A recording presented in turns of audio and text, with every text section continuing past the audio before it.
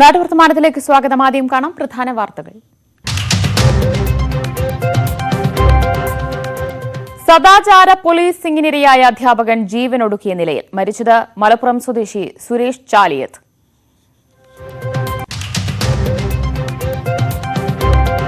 പ്രളയത്തിൽ വീട് നഷ്ടമായവർക്ക് ആശ്വാസം. Chaliyar Kannankund model tribal village നാളെ തുറക്കും. ആദ്യഘട്ടം കൈമാറുന്നത് 9 വീടുകളുടെ താക്കോൽ.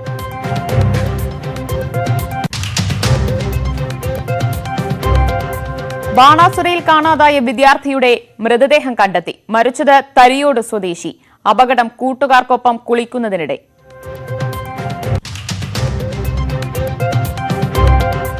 കൊല്ലം നീണ്ടകരയിൽ വാഹനങ്ങൾ കൂട്ടിയിടിച്ചു. അപകടം ഫാസ്റ്റ് പാസഞ്ചർ കാറുകളിലിടിച്ച് 4 യാത്രക്കാർക്ക് പരിക്ക്.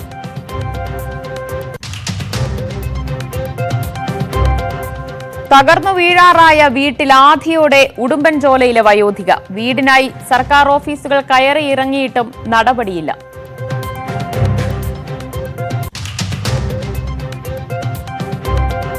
ഓണത്തെ വരവേൽക്കാൻ ആമ്പൽ വസന്തം. പ്രകൃതിയുടെ പൂക്കളം കുമരകത്തിനടുത്ത്.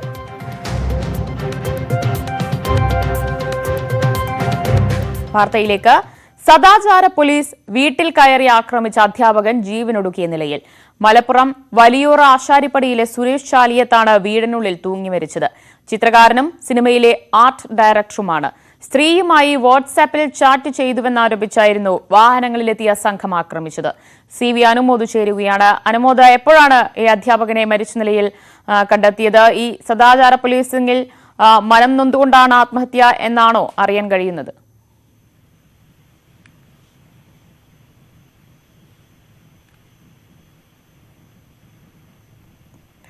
അനുമോദ്, കേൾക്കാമോ? അനുമോദ് പറഞ്ഞോളൂ, എന്താണ് ഈ സദാചാര പോലീസിംഗിലുള്ള മനോവിഷമം കൊണ്ട് അധ്യാപകൻ ആത്മഹത്യ ചെയ്തതാണെന്നാണോ പ്രാഥമിക വിലയിരുത്തൽ? നമുക്ക് അറിയാൻ സാധിക്കുന്നത് അപ്രകാരമാണ്. ഇന്ന് രാവിലെയാണ് ഇദ്ദേഹത്തെ വീടിനുള്ളിൽ മരിച്ച നിലയിൽ കണ്ടെത്തിയത്. കഴിഞ്ഞ ദിവസം ഇദ്ദേഹത്തെ ചില വീട്ടിലെത്തി ആക്രമിച്ചിരുന്നു. ഇദ്ദേഹം ഒരു സ്ത്രീയുമായി വാട്സാപ്പിൽ ചാറ്റ് ചെയ്തു എന്ന് ആരോപിച്ചായിരുന്നു മർദ്ദനവും അതുപോലെ തന്നെ ആക്ഷേപങ്ങളും ഉണ്ടായത്. ഇദ്ദേഹത്തെ സ്കൂൾ ഭാരവാഹികളുടെ അടുത്ത് കൊണ്ടുപോയിട്ടും സമാനമായ രീതിയിൽ അപമാനിച്ചു എന്നാണ് അറിയാൻ സാധിക്കുന്നത്. ഇതിൽ അദ്ദേഹത്തിന് വലിയ വിഷമമുണ്ടായെന്നും ഇതാണ് ഇത്തരത്തിലേക്കുള്ള ഒരു സാഹചര്യമെന്നുമാണ് അദ്ദേഹത്തിന്റെ ബന്ധുക്കൾ പറയുന്നത്. ഇപ്പോൾ അദ്ദേഹത്തിന്റെ മൃതശരീരമുള്ളത് തിരൂരങ്ങാടി ഗവൺമെന്റ് ആശുപത്രിയിലാണ്. സംഭവവുമായി ബന്ധപ്പെട്ട് ഇതുവരേക്കും പരാതികളൊന്നും ലഭിച്ചിട്ടില്ല എന്നാണ് പോലീസ് പറയുന്നത്. പോലീസ് ഇക്കാര്യത്തിൽ അന്വേഷണം തുടങ്ങിയിട്ടുണ്ട്. ശരി, മലപ്പുറത്ത് നിന്ന് CV അനുമോദാണ് വിവരങ്ങൾ നൽകിയത്. മറ്റു വാർത്തയിലേക്ക്. ഏറനാട് ചാലിയാർ കണ്ണൻകുണ്ട് മോഡൽ ട്രൈബൽ വില്ലേജിലെ വീടുകളുടെ താക്കോൽദാനം നാളെ മന്ത്രി V അബ്ദുറഹിമാൻ നിർവഹിക്കും. നിലമ്പൂർ മുനിസിപ്പൽ ഹാളിൽ വൈകിട്ട് 3-നാണ് ചടങ്ങ്. പദ്ധതി തുടങ്ങി 2 വർഷം കഴിഞ്ഞിട്ടും പ്രളയബാധിതർ ഷീറ്റുകൾക്ക് താഴെ കഴിയുന്നതും വീട് നിർമ്മാണത്തിലെ പ്രശ്നങ്ങളും ന്യൂസ് 18 റിപ്പോർട്ട് ചെയ്തതിനെ തുടർന്ന് ജില്ലാ കളക്ടർ ഇടപെട്ട് പരിഹരിച്ചിരുന്നു. 2018 പ്രളയത്തിൽ വീടും ഭൂമിയും നഷ്ടപ്പെട്ട ചാലിയാർ, മതിൽമൂല, ചെട്ടിയമ്പാറ പട്ടികവർഗ കോളനി നിവാസികളുടെ പുനരധിവാസത്തിനായി ആദ്യഘട്ടത്തിൽ 9 വീടുകളാണ് കണ്ണൻകുണ്ടിൽ സർക്കാർ നിർമ്മിച്ചത്.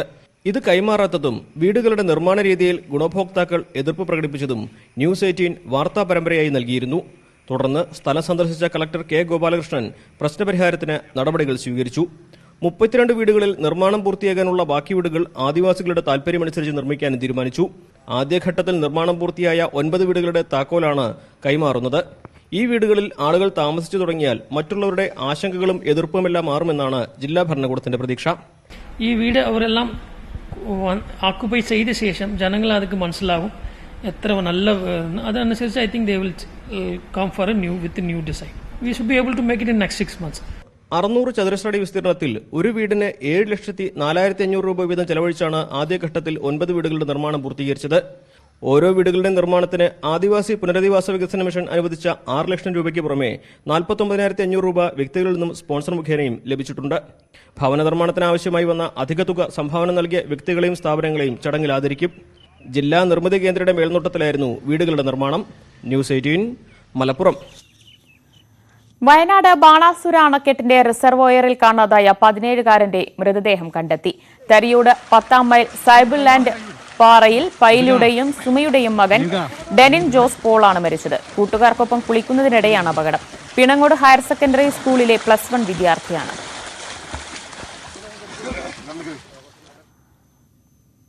പത്തനംതിട്ടയിൽ സ്ത്രീ സുരക്ഷ ഉറപ്പാക്കാനും കോവിഡ് പ്രോട്ടോകോൾ ലംഘനം കണ്ടെത്താനും ഇനി പിങ്ക് പോലീസ് സംഘം. പിങ്ക് ബൈക്ക് പെട്രോൾ സംഘത്തിന്റെ ഫ്ളാഗ് ഓഫ് ജില്ലാ പോലീസ് മേധാവി ആർ നിശാന്തിനെ നിർവഹിച്ചു.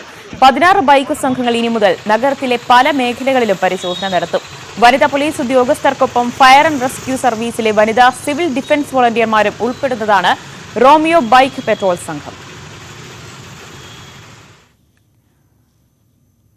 തകർന്നു വീഴാറായ ഷെഡിൽ ദുരിത ജീവിതം നയിക്കുകയാണ് ഇടുക്കി ഉടുമ്പൻചോല ആറാട്ടുപാറ സ്വദേശിനി ഏലിക്കുട്ടി.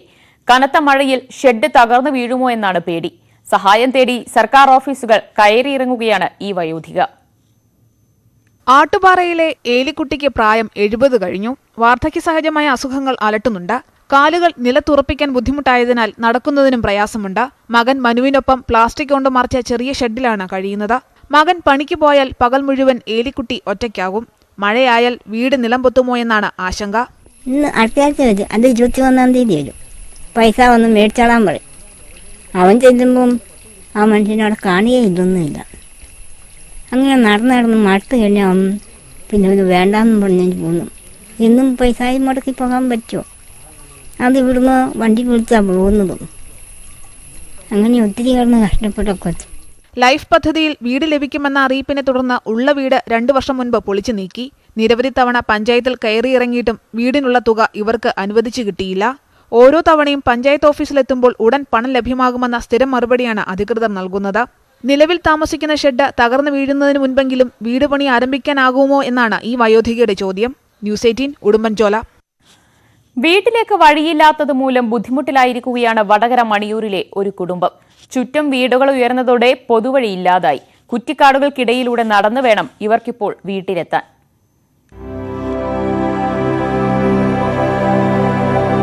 പണ്ട് മുതലുള്ള നടവഴികൾ കെട്ടിയടച്ചു.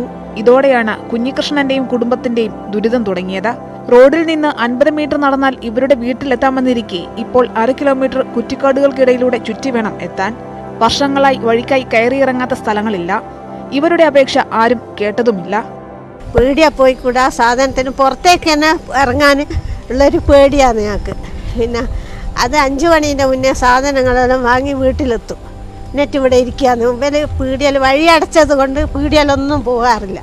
പിന്നെ എവിടെയെങ്കിലും പോകണമെങ്കിൽ തന്നെ പിന്നെ നേരത്തെ പോയിട്ട് വീട്ടിലേക്ക് വേണ്ട സാധനങ്ങൾ വയലിൽ കൂടി വാങ്ങിക്കൊണ്ടുവരികയാണ്. എവിടെയെങ്കിലും പോയാൽ സന്ധ്യയ്ക്ക് മുന്നേ വീടെത്തണം. ഇല്ലെങ്കിൽ കുറ്റിക്കാടുകൾക്കിടയിലൂടെ 1/2 കിലോമീറ്റർ നടക്കണം. താഴ്ന്ന പ്രദേശമാണിവിടം. ശക്തമായ മഴയിൽ വെള്ളം കയറും. പിന്നീട് വീടിന് പുറത്തിറങ്ങാൻ പോലും ആകില്ല. വീട്ടിലേക്ക് ഒരു വഴിക്കായി മുഖ്യമന്ത്രിക്ക് വരെ അപേക്ഷ നൽകിയിട്ടും ഫലം കണ്ടില്ല. ന്യൂസ് 18 വടകര. ഓണത്തിന് 8 നാൾ.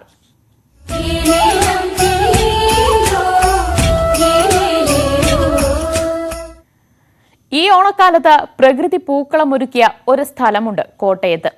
സഞ്ചാരികളുടെ ഇഷ്ടകേന്ദ്രമായി കുമരകത്തിനടുത്തുള്ള മലരിക്കൽ മാറിക്കഴിഞ്ഞു.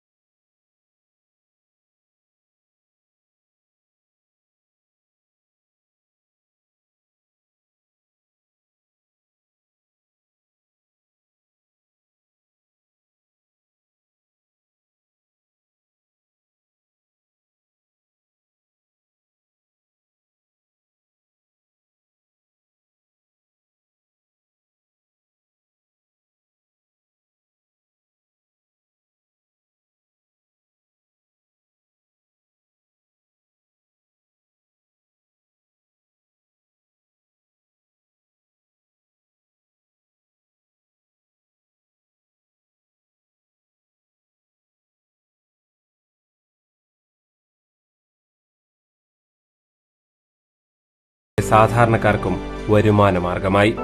കോവിഡ് അമ്പലം ഉണ്ടായിരുന്നു. കോവിഡ് നിയന്ത്രണം കാരണം ഈയിടെയാണ് അത് തുറന്നത്. അപ്പോൾ സഞ്ചാരികൾ വരാൻ തുടങ്ങി, ആൾക്കാരെല്ലാം കാണാനായിട്ട് വരാൻ തുടങ്ങി.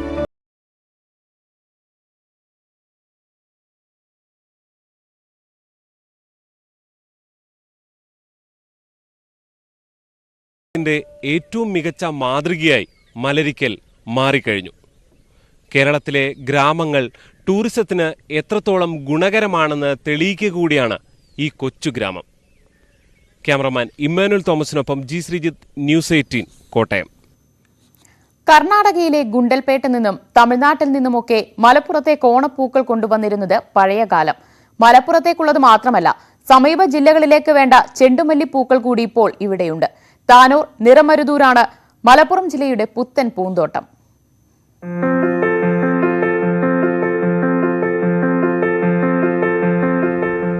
പല നിറത്തിലുള്ള പൂക്കളുടെ സുഗന്ധം നിറഞ്ഞു നിൽക്കുകയാണ് നിറമരുതൂരിൽ. സർക്കാർ പിന്തുണയും കൈത്താങ്ങും കൂടി കിട്ടിയതോടെ കർഷകർ തുടങ്ങിയ ചെണ്ടുമല്ലിപ്പൂ വിപ്ലവം പൂത്തുലഞ്ഞു. 8 ഇടങ്ങളിലായി 3 ഏക്കറോളം സ്ഥലത്താണ് മഞ്ഞ, ഓറഞ്ച് ചെണ്ടുമല്ലിപ്പൂക്കൾ വിടർന്നു നിൽക്കുന്നത്. നിറമരുതൂർ പഞ്ചായത്തിന്റെയും കൃഷിഭവന്റെയും നേതൃത്വത്തിൽ തരിശുനിലങ്ങൾ ഉപയോഗപ്പെടുത്തിയാണ് പൂക്കൃഷി. ക്ലസ്റ്റർ രൂപത്തിൽ യുവാക്കളുടെയും വനിതകളുടെയും തൊഴിലുറപ്പ് ജോലിക്കാരുടെയും അടക്കം സഹകരണത്തോടെയാണ് കൃഷി. പ്രധാനമായിട്ടും നമ്മുടെ പഞ്ചായത്തിലെ തരിശു നിലങ്ങൾ, അതുപോലെ അമ്പലത്തിലെ പരിസരങ്ങൾ, നമ്മുടെ തെങ്ങിൻ തോട്ടങ്ങളിലെ ഇടയകലങ്ങൾ. ഇപ്പോൾ നമ്മളിവിടെ നിൽക്കുന്നത് 2 വർഷം പ്രായമായിട്ടുള്ള തെങ്ങിൻ തോപ്പുകളാണ്. അപ്പോൾ ഇത്തരത്തിലുള്ള തരിശു നിലങ്ങളെല്ലാം ഉപയോഗപ്പെടുത്തി കുടുംബശ്രീയുടെയും തൊഴിലുറപ്പിൻ്റെയും അതുപോലെ യുവാക്കളുടെയും കൂട്ടായ്മകളിലൂടെയാണ് നമ്മളിപ്പോൾ ഇത് ഓണവിപണിയിലേക്ക് വിജയകരമായിട്ട് ഈ ഒരു നിറത്തിലേക്ക് എത്തിച്ചിരിക്കുന്നത്.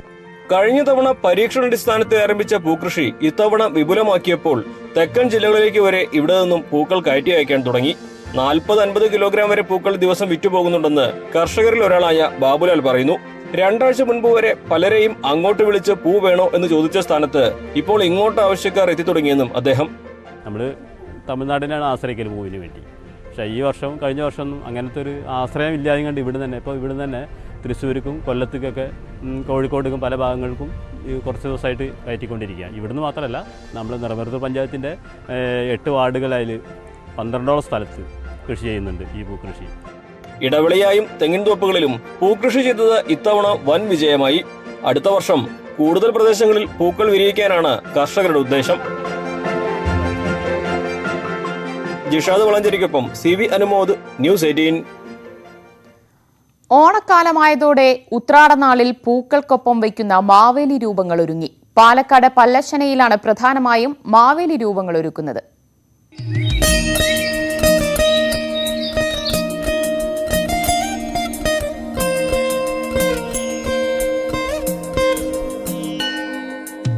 മാവേലി, മാദേവർ, അങ്ങനെ ദേശം മാറുന്നതിനനുസരിച്ച് പല പേരുകളുണ്ട്. പാലക്കാട് മാവേലി വെക്കുകയെന്ന് പറയും. ഉത്രാടനാളിൽ പൂക്കളത്തോടൊപ്പമാണ് മാവേലി രൂപങ്ങൾ വെക്കുക. പല്ലശ്ശനയിലാണ് മാവേലി രൂപങ്ങൾ പ്രധാനമായും ഉണ്ടാക്കുന്നത്. കളിമണ്ണ് കൊണ്ടാണ് ഇവയുണ്ടാക്കുക. നിറം ലഭിക്കാൻ ചായം പൂശി. കഴിഞ്ഞ വർഷം കോവിഡിനെ തുടർന്ന് വിൽപ്പന കുറഞ്ഞ് വലിയ പ്രതിസന്ധിയിലായിരുന്നു പല്ലശ്ശനക്കാർ. ഇത്തവണയും കോവിഡ് നിയന്ത്രണങ്ങൾ ഉണ്ടെങ്കിലും പ്രതീക്ഷയിലാണ് ഇവർ.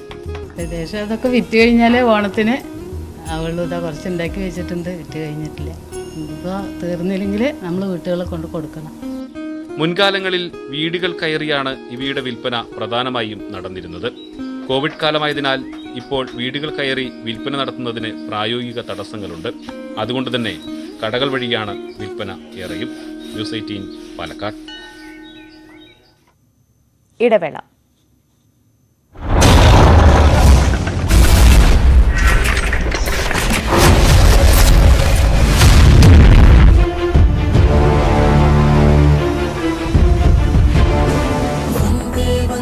സല്യൂട്ട് സ്വാതന്ത്ര്യദിന പ്രത്യേക പരിപാടി ഇന്നു രാത്രി 9.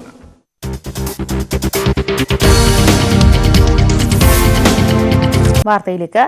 തിരുവനന്തപുരം ആര്യനാട് 20 ലക്ഷം രൂപ തട്ടിയെടുത്ത കേസിലെ പ്രതികളെ പോലീസ് അറസ്റ്റ് ചെയ്തു. വട്ടിയൂർക്കാവ് സ്വദേശി സുധീർ ജനാർദ്ദനിൽ നിന്നും 8 പേരടങ്ങുന്ന സംഘമാണ് പണം തട്ടിയെടുത്തത്. വസ്തു കച്ചവടത്തിനെന്ന വ്യാജേന വിളിച്ചു വരുത്തിയായിരുന്നു തട്ടിപ്പ്. കേസിൽ കോട്ടയ്ക്കകം കല്ലുപാലം സ്വദേശി അഖിൽജിത്ത്, പുളിമൂട് സ്വദേശി ശ്രുതി എന്നിവരെ അറസ്റ്റ് ചെയ്തു. മറ്റു പ്രതികളെക്കുറിച്ച് സൂചന ലഭിച്ചതായി ആര്യനാട് പോലീസ് പറഞ്ഞു. കായംകുളത്ത് വാഹന മോഷ്ടാക്കൾ പിടിയിലായി. ഇടവ സ്വദേശി ഷാഹുൽ ഹമീദ്, കൊല്ലം കൊറ്റൻകര സ്വദേശി അഖിൽ, അഭിലാഷ് എന്നിവരെയാണ് കായംകുളം പോലീസ് അറസ്റ്റ് ചെയ്തത്. ഇതിനിടെ മോഷണ സംഘം ബൈക്ക് അറ്റകുറ്റപ്പണികൾക്കായി കൊല്ലത്തുള്ള യമഹ ഷോറൂമിലെത്തിച്ചു. ലോക്കും നമ്പർ പ്ലേറ്റും ഇല്ലാതെ എത്തിച്ച ബൈക്ക് കണ്ട ഷോറൂം അധികൃതരാണ് പോലീസിൽ വിവരമറിയിച്ചത്. ലോറിയിൽ രേഖകളില്ലാതെ കടത്തിക്കൊണ്ടുവന്ന 30 ലക്ഷം രൂപ എക്സൈസ് സംഘം പിടികൂടി. കേരള തമിഴ്നാട് അതിർത്തിയായ കോട്ടവാസലിൽ നടത്തിയ പരിശോധനയിലാണ് പണം പിടിച്ചത്. കേരളത്തിലേക്ക് വന്ന പാൽവണ്ടിയിൽ നിന്നുമാണ് രേഖകളില്ലാതെ പണം കണ്ടെത്തിയത്. കൊട്ടാരക്കരയിലെ ഒരാൾക്ക് നൽകാനാണ് പണം കൊണ്ടുവന്നതെന്നാണ് ലോറി ഡ്രൈവറുടെ മൊഴി.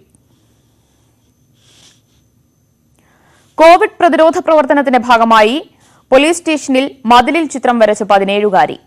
കൊല്ലം അഞ്ചാലുംമൂട് പോലീസ് സ്റ്റേഷന്റെ ചുറ്റുമതിലിലാണ് ആൻമരിയുടെ സൃഷ്ടി. ചിത്രരചന ശ്രദ്ധയിൽപ്പെടുന്ന വഴിയാത്രക്കാർ നൽകുന്ന പ്രോത്സാഹനം തനിക്കുള്ള അംഗീകാരമായി കാണുകയാണ് ഈ പെൺകുട്ടി.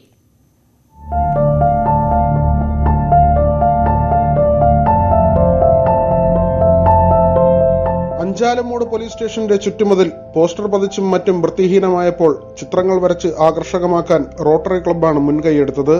ചിത്രകാരനായ നീരാവിൽ സ്വദേശി ഷിയാസ് ഖാനെ ചുമതലപ്പെടുത്തുകയും ചെയ്തു. ചിത്രകലയിൽ താൽപര്യമുള്ള ആൻമരിയയെ ഷിയാസ് ഒപ്പം കൂട്ടി. അഞ്ചാലുംമൂട് പോലീസ് SHO സി ദേവരാജന്റെ പിന്തുണ കൂടിയായപ്പോൾ ചുവരുകളിൽ ചിത്രം വരയ്ക്കാൻ ആൻമരിയയ്ക്ക് ഉത്സാഹമായി. ശരിക്കും നല്ല സന്തോഷമുണ്ട്. എനിക്ക് ഫസ്റ്റ് ടൈം ഇങ്ങനെ പുറത്ത് ചെയ്യാനൊരു അവസരം കിട്ടുന്നത്. കുട്ടിക്കാലം മുതൽ വരയ്ക്കുമായിരുന്ന ആൻമരിയ ശാസ്ത്രീയമായി ചിത്രരചന പഠിച്ചിട്ടില്ല. അടുത്തിടെ ബോട്ടിൽ ആർട്ട് തുടങ്ങിയിരുന്നു. ഇവയൊക്കെ സമൂഹ മാധ്യമങ്ങളിൽ പങ്കുവച്ചതോടെ ആൻമരിയെ തേടി പ്രശംസകളെത്തി.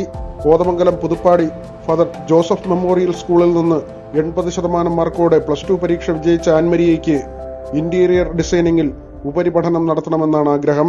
ന്യൂസ് 18 കൊല്ലം. കൊല്ലം നീണ്ടകരയിൽ വാഹനങ്ങൾ കൂട്ടിയിടിച്ച് 4 പേർക്ക് പരിക്ക്. രാവിലെ 6 മണിയോടെ പരിമണം പെട്രോൾ പമ്പിന് മുന്നിലായിരുന്നു അപകടം. പമ്പിൽ നിന്നും ഇന്ധനം നിറച്ച് റോഡിലേക്ക് കയറിയ കാറിൽ കരുനാഗപ്പള്ളിയിൽ നിന്ന് തിരുവനന്തപുരത്തേക്ക് വരികയായിരുന്ന ഫാസ്റ്റ് പാസഞ്ചർ ഇടിക്കുകയായിരുന്നു. അപകടത്തിൽ നിയന്ത്രണം നഷ്ടമായ ബസ് എതിർദിശയിൽ നിന്നും വരികയായിരുന്ന കാറിലും ഇടിച്ചു. ഇരു കാറുകളിലെയും യാത്രക്കാരായ 4 പേർക്കാണ് പരിക്കേറ്റത്. ആരുടെയും നില ഗുരുതരമല്ല. ഇവരെ കൊല്ലത്തെ സ്വകാര്യ ആശുപത്രിയിൽ പ്രവേശിപ്പിച്ചു.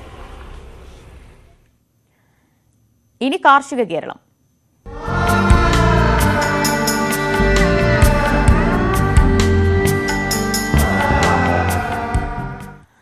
തരിശുഭൂമിയിലെ ജൈവ കൃഷിയിൽ നൂറുമേനി. കായംകുളം 1-ാം കുറ്റി 8 തറയിൽ മാധവൻ പിള്ളയുടെ വീട്ടുവളപ്പിലെ നെൽകൃഷിയിലാണ് മികച്ച വിളവ് നൽകിയത്. 50 സെന്റിലാണ് പരീക്ഷണാടിസ്ഥാനത്തിൽ കൃഷി ഇറക്കിയത്. നെല്ല് ഗവേഷണ കേന്ദ്രത്തിൽ നിന്നും വിലയ്ക്ക് വാങ്ങിയ ശരണ്യ എന്ന ഇനമാണ് ഉപയോഗിച്ചത്. ജൈവ കൃഷി വെല്ലുവിളിയായിരുന്നുവെന്ന് മാധവൻ പിള്ള പറയുന്നു. 50 സെന്റ് സ്ഥലത്ത് നെൽകൃഷി നടത്തി. അതിൽ വളർന്ന് ചാഴിയുടെ ശല്യം ഉണ്ടായിരുന്നു, അത് മാറ്റി. പിന്നെ കിളിയുടെ ശല്യം ഉണ്ടായിരുന്നു, അതിനെ ഓടിച്ച് കൃഷി ഓഫീസിൽ നിന്ന് എനിക്ക് അതിൻ്റെ ഉപദേശങ്ങൾ തന്നു. അതനുസരിച്ച് കാര്യങ്ങളെല്ലാം ചെയ്തു. അത് കഴിഞ്ഞ് കിളികളുടെ ശല്യം വന്നു, അതും ഞാൻ തരണം ചെയ്തു. കീടബാധയുടെ ശല്യമായിരുന്നു പ്രശ്നം. കായംകുളം കൃഷിഭവൻ ഉദ്യോഗസ്ഥരുടെ നിർദ്ദേശപ്രകാരമുള്ള കൃത്യമായ വിളപരിചരണത്തിലൂടെ കീടങ്ങളെ നിയന്ത്രിക്കാനായി. ഇതിനൊപ്പം കൃത്യമായ പരിചരണവും നൂറുമേനി വിളവിന് സഹായകരമായി. പൂർണ്ണമായും ജൈവ കൃഷിയാണ് ചെയ്തിരിക്കുന്നത്. ഇതിനിടയ്ക്ക് നമുക്ക് ഇത് നല്ലൊരു കാലാവസ്ഥയായിരുന്നു, മഴയുണ്ടായിരുന്നു. പിന്നെ കൂടാതെ പുള്ളിക്ക് ഇവിടെ വിഷയം വന്നത് ചാഴിയുടെ വിഷയമായിരുന്നു. ചാഴിയുടെ വിഷയത്തിന് കൃഷി ഓഫീസുമായി സമീപിച്ചു. ഞങ്ങൾ മരുന്ന് അപ്പോഴും തന്നെ പറഞ്ഞു കൊടുത്തു. ഒരാഴ്ച 2 ദിവസത്തിനുള്ളിൽ തന്നെ അതിനെ നമുക്ക് കൺട്രോൾ ചെയ്യാൻ പറ്റി. പിന്നെ നമ്മുടെ കരുന്നൽ കൃഷി പദ്ധതി പ്രകാരം നമ്മൾക്ക് പുള്ളിക്ക് സബ്സിഡി കൊടുക്കാനുള്ള ശ്രമം നടക്കുകയാണ്. കൂടാതെ കാലാവസ്ഥ അനുയോജ്യമായതും 3-ാം മാസത്തിലെ വിളവെടുപ്പിനെ ലാഭകരമാക്കാൻ സഹായിച്ചു.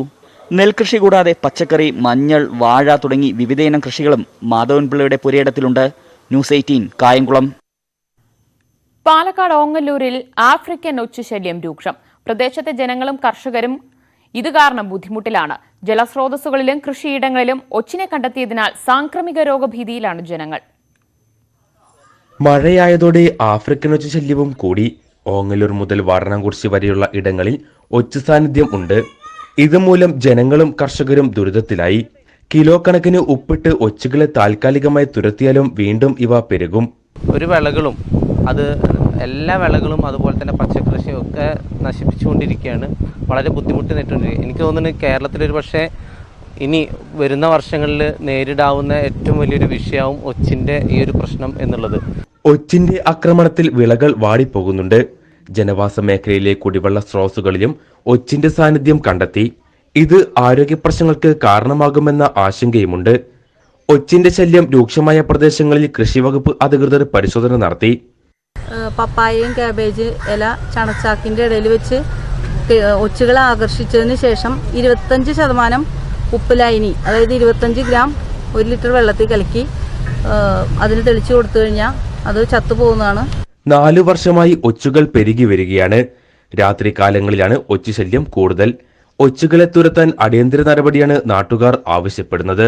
ന്യൂസ് 18 പട്ടാമ്പി.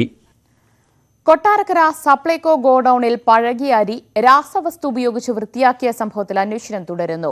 കഴിഞ്ഞ ദിവസം 2535 ചാക്ക് അരി ഭക്ഷ്യസുരക്ഷാ വിഭാഗം പിടിച്ചെടുത്തു. ഗോഡൌൺ പൂട്ടി സീൽ ചെയ്തു. വൃത്തിയാക്കിയ അരിയിൽ അലൂമിനിയം ഫോസ്ഫൈഡിന്റെയും ചത്ത കീടങ്ങളുടെയും സാന്നിധ്യമുണ്ടെന്ന് ലാബിൽ നടത്തിയ പരിശോധനയിൽ വ്യക്തമായിരുന്നു. വിദ്യാർത്ഥികൾക്ക് വിതരണം ചെയ്യേണ്ട അരിയിൽ വിഷാംശം കണ്ടെത്തിയ സംഭവത്തിൽ മനുഷ്യാവകാശ കമ്മീഷന് കേസെടുത്തിട്ടുണ്ട്. ക്രൂരമായ നടപടികൾ സ്വീകരിക്കുന്ന ഈ ഉദ്യോഗസ്ഥർക്കെതിരെ നടപടികൾ സ്വീകരിക്കുമെന്നാണ് ഞങ്ങൾക്ക് അറിയാൻ സാധിച്ചിട്ടുള്ളത്. ഇന്നാണ് അതിന്റെ പരിശോധനാ ഫലം പുറത്തു വന്നിട്ടുള്ളത്. മാരകമായ വിഷാംശം കലർന്ന അരി ഭക്ഷ്യയോഗ്യമല്ല, സ്കൂൾ കുട്ടികൾക്ക് നൽകാനും റേഷൻ കടകളിലേക്ക് നൽകാനും ഭക്ഷ്യയോഗ്യമല്ല എന്നുള്ളതാണ് പരിശോധനാ ഫലം. Kothamangalam fire and rescue team Kuttampuzha പഞ്ചായത്തിൽ ദുരന്ത സാധ്യതയുള്ള പ്രദേശങ്ങൾ സന്ദർശിച്ച് പഠനം നടത്തി. മണ്ണിടിച്ചിലിനും ഉരുൾപൊട്ടലിനും സാധ്യതയുള്ള പ്രദേശങ്ങളിൽ സർവേ നടത്തി. പൂയംകുട്ടി, മണികണ്ഠൻചാൽ, വെള്ളാരംകുത്ത്, ഉരുളൻ തണ്ണി തുടങ്ങിയ മേഖലകളിലാണ് സംഘം